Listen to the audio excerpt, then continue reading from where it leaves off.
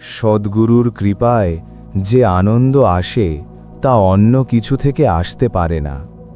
মৃত্যুর সময় তুমি যে আনন্দ উপভোগ করো তা তোমার জীবনে অভিজ্ঞতাকৃত সবচেয়ে বড় সুখের চেয়েও অসীম গুণ বেশি।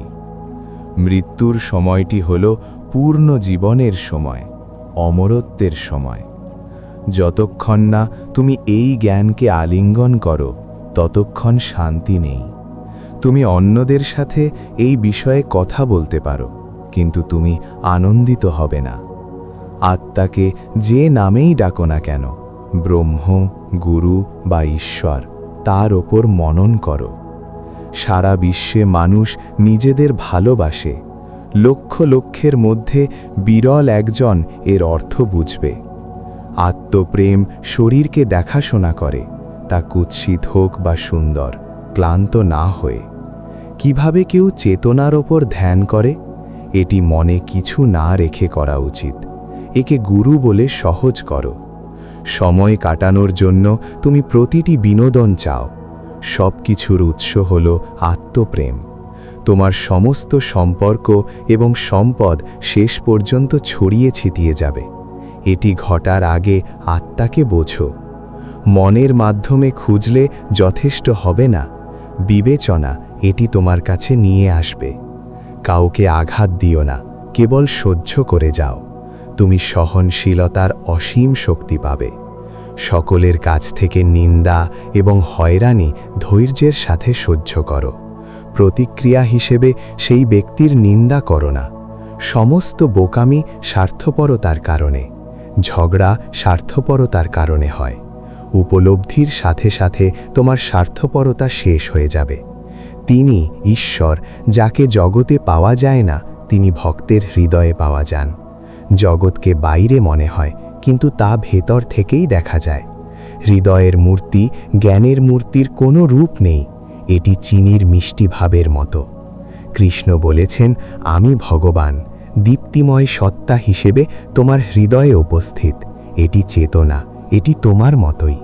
তোমার শরীরের জ্ঞানের সূর্য হল সেই, যার মাধ্যমে তুমি জানো তুমি আছো। এটি সর্বোচ্চ ভক্তি। এটি অদ্বৈত। একে বলা হয় প্রেম। সমস্ত জীবের হৃদয়ে এই ভক্তি আছে, কিন্তু কেবল মানুষই এটি বুঝতে পারে। একজন ব্যস্ত মানুষ এই ভক্তির মাধ্যমেই কাজ করে, কিন্তু তা জানে না। ভক্তি মানে ভালোবাসা, তুমি আছো। এটি অজান্তেই সৃষ্টি হয়েছে। এটি শরীরকে রক্ষা করে। তুমি কি উপলব্ধি করেছ যে তুমি নিজেই প্রেম? এই সর্বোচ্চ ভক্তি সম্পর্কে সচেতন হও এবং এর উপর ধ্যান করো। প্রথম পর্যায়ে এটি কঠিন, তাই এই ভক্তিকে ঈশ্বর বা গুরু বলা হয়। কে এখন শুনছে? এটি কি শরীরের ভেতরের ভালোবাসা নয়? যিনি এই ভালোবাসাকে সরাসরি জানেন, তিনি পরমাত্মার অবস্থা অর্জন করেন।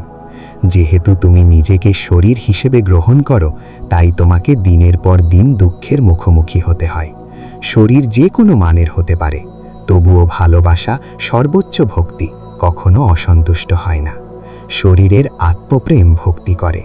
আত্মপ্রেম বোঝার জন্য তোমাকে এর ওপর ধ্যান করতে হবে। একে গুরু হিসেবে বিবেচনা করো।